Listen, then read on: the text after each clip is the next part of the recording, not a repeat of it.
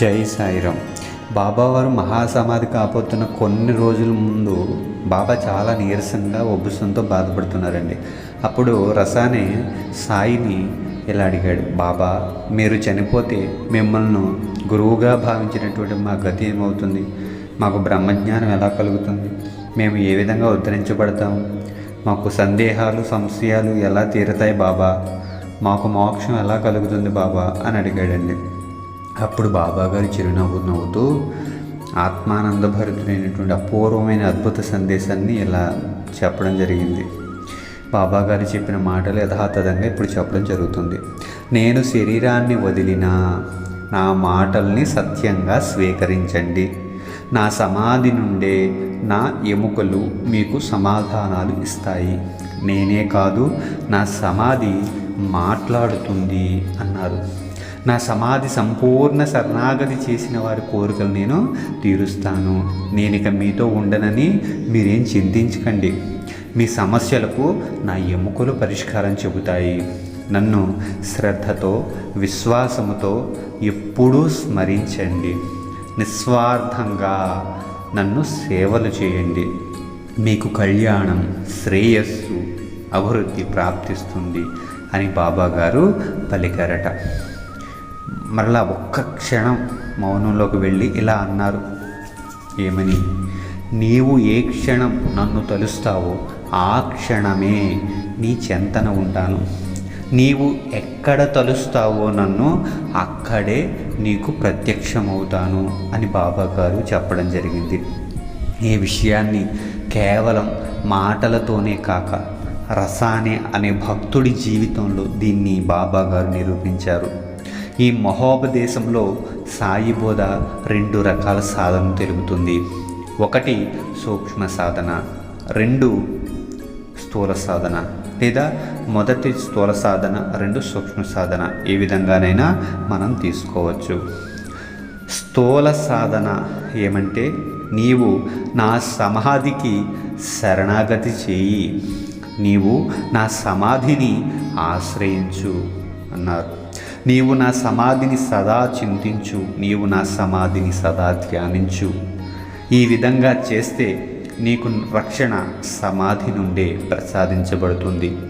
నీకు సమాధానం సమాధి నుండే ప్రసాదించబడుతుంది. నీ కోరికలు సమాధి నుండే నేను తీరుస్తాను. నీకు అపారమైన పుణ్యం నా సమాధి నుండే లభిస్తుంది.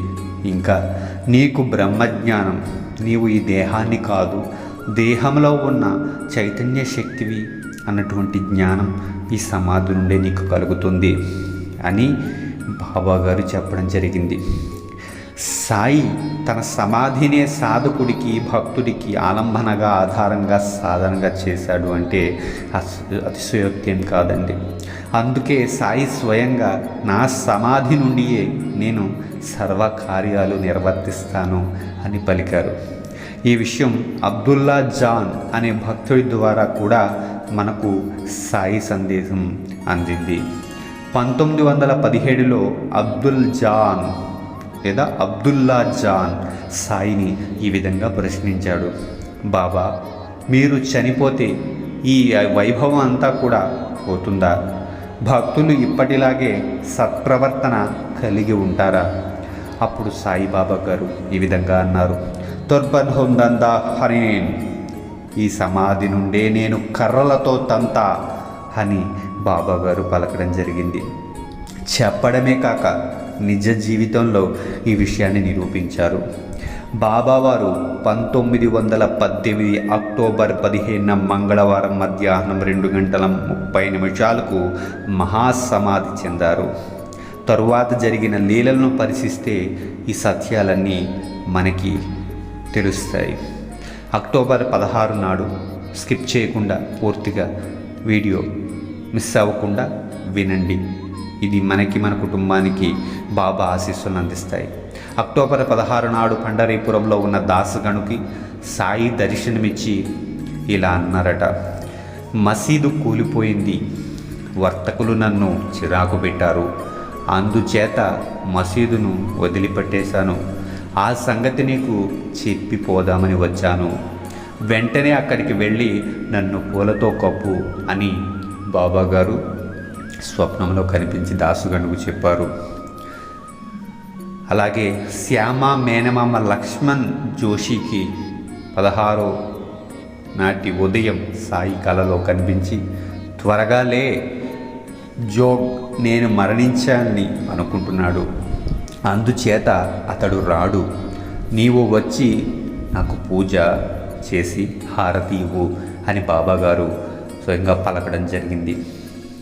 16వ నాటు రాత్రి 12:30 శ్రీమతి చోటాభాయ్ ప్రధాన్కు కలవచ్చి ఆమె బాబా సమాధి చెందుతూ ఉంటే చూసి, బాబా చనిపోతున్నారు, బాబా చనిపోతున్నారు, బాబా చనిపోతున్నారు అంటూ కేకలు పెడుతుంటే సాయి వెంటనే లేచి ఇలా అన్నారట, మహాత్ములు చనిపోరు, సమాధి అవుతారు అని పలకి మళ్ళీ తిరిగి యథాస్థితికి వెళ్ళడం జరిగింది. సమాధి అయిన 3వ రోజు అంటే 18వ రోజు ఉదయం శ్రీమతి ప్రధాన్కు సాయి కలలో కనిపించి, మీ సంచిలో ఉన్న పీతాంబరం పంపి నా సమాధిపై కప్పండి అని బాబాగారు అన్నారట. 1918 నవంబర్ 18న కాకా మహాజనికి కనిపించి, నేను సమాధి చెంది నెల అయ్యింది, మరి నాకు మాసిక పూజ చెయ్యండి అని బాబాగారి స్పష్టంగా పలికారట. భక్తులారా, ఇప్పుడు బాగా ఆలోచించండి, నిజంగా సాయి చనిపోయారా? లేదు, స్థూల శరీరాన్ని విడిచిపెట్టారు అంతే. ఇంకొక అపూర్వమైన అనుభవం విందాం. 1979లో అంటే 61 సంవత్సరాల తరువాత మద్రాస్ శ్రీ పండ్రిమలై స్వామి అనే సాధువు నా సమాధి పలుకుతుంది అనే సాయి మాటలు సత్యమా కాదా అని పరీక్షించాలని షిరిడీకి బయలుదేరారు. సమాధిని దర్శించి ప్రదక్షిణలు చేస్తే సాయి సమాధిలో సజీవంగా ఉన్నట్లు రుజువైందట. అందరూ చూస్తుండగానే బాబా ఇచ్చిన ప్రసాదాలు సమాధి నుండి పైకి వచ్చాయట. స్వామి ఈ ప్రసాదాలు భక్తులకు పంచి ఇచ్చారట. భక్తులారా, బాగా అవగతమైందా?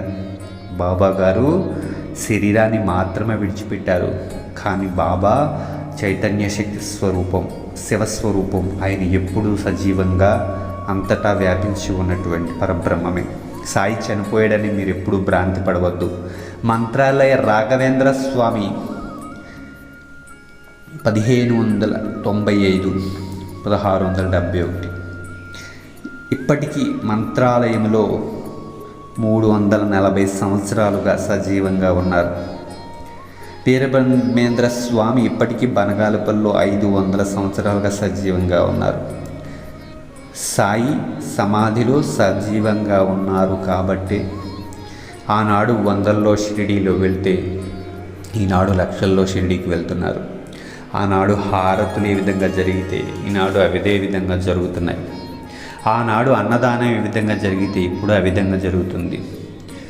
ఆనాడు ఏ విధంగా రక్షణ ఇచ్చారో ఈనాడు అదే విధంగా ఇస్తున్నారు. ఆనాడు కోరికలు ఏ విధంగా తీర్చారో, కష్టాలు ఏ విధంగా తీర్చారో, సంపదలు ఏ విధంగా తీర్చారో ఈనాడు కూడా అదే విధంగా జరుగుతూ ఉన్నది. బాబా అంటారు, షిరిడీ ప్రవేశమే సర్వ దుఃఖ పరిహారము అని. ఎందరో ద్వారకామాయిలు అడుగుపెట్టి పరమశాంతిని పొందుతున్నారు. నా అనుమతి లేనిదే ఎవ్వరూ షిరిడీలో అడుగు పెట్టలేరు అన్నారు సాయి. మరి ఈనాడు బాబా అనుమతి లేనిదే షిరిడీలో ఎవరు అడుగు పెట్టలేకపోతున్నారు. ఇది మనందరి సత్యం, అనుభవం. ఆనాడు సాయి ఏ విధంగా ప్రత్యక్షంగా ఎలా దర్శనమిచ్చేవారో, ప్రత్యక్షంగా మాట్లాడేవారో ఈనాడు కూడా షిరిడీలో అందరికీ బాబా గారు దర్శనమిస్తున్నారు ప్రత్యక్షంగా. అందుకే సాయి భక్తులందరికీ సమాధి దర్శనం, ద్వారకామాయి ప్రవేశం, షిరిడీ యాత్ర, గురుస్థాన ప్రదక్షిణలు, సచ్చరిత పారాయణ, హారతులు సాధనలుగా భక్తులందరికీ అందించడం జరిగింది. ఈ సాధనలతో సాయి యావత్ ప్రపంచాన్ని ఆధ్యాత్మిక మార్గంలో నడుపుతూ అందరికీ బ్రహ్మజ్ఞానాన్ని ప్రసాదిస్తున్నారు. అందుకే సాయి ఇది మసీదు కాదు, ద్వారపతి. దీని మెట్లు ఎక్కిన వారు శీఘ్రంగా ఆరోగ్యాన్ని, సుఖాన్ని పొందుతారు. అవి మీకు ప్రాప్తిస్తాయి. ఇక్కడికి వచ్చిన వారు 3 కాలాల్లో కూడా వట్టి చేతులతో వెళ్ళలేరు. వారికి సుఖము, శాంతి లభిస్తాయి. ఈ మసీదు మెట్లు ఎక్కిన వారి మనోరథాలు అన్నీ తీరుతాయి. వారి కోరికలు నెరవేరుతాయి. ఈ నిజం తెలుసుకోండి అని 60 సంవత్సరాలు జీవించి పావనం చేసిన ద్వారకామ యొక్క ప్రభావం ఏమిటో చెప్పడం జరిగింది. కాబట్టి ప్రస్తుతం షిరిడీని మించిన పవిత్ర క్షేత్రం, షిరిడీని మించిన పుణ్యతీర్థం ఎక్కడా లేదు అన్నది సత్యం. అందుకే సాయి నా సమాధి మాట్లాడుతుంది, నా మట్టి సమాధానం చెబుతుంది, నా నామం పలుకుతుందని దీక్షిత్తో చెప్పారు. ఈ నిగూఢ రహస్యం తెలియక చాలామంది భక్తులు సాయి చనిపోయి చాలా కాలమైందని, అలాంటి వాడు మన సందేహాలు ఎలా తీరుస్తాడని, మనకు రక్షణ ఎలా ఇస్తాడని భావిస్తూ ఉంటారు. యోగులని, స్వాములని ప్రపంచమంతా తిరుగుతారు. ఇది వారి అవివేకం, అజ్ఞానం మాత్రమే. కాబట్టి మనం అవివేకులుగా, అజ్ఞానులుగా ఉండొద్దు. బాబా గారి అనుగ్రహంతో మనం ఎప్పుడూ ప్రశాంతంగా, ఆనందంగా, తృప్తిగా, శక్తివంతంగా, ఆరోగ్యంగా జీవిద్దాం. నేను దేహం కాదు, దేహంలో ఉన్న చైతన్య శక్తి అన్నటువంటి సత్యంతో మనం జీవిద్దాం, ఆనందంగా ఉందాం. జై సాయిరామ్, జై జై సాయిరామ్.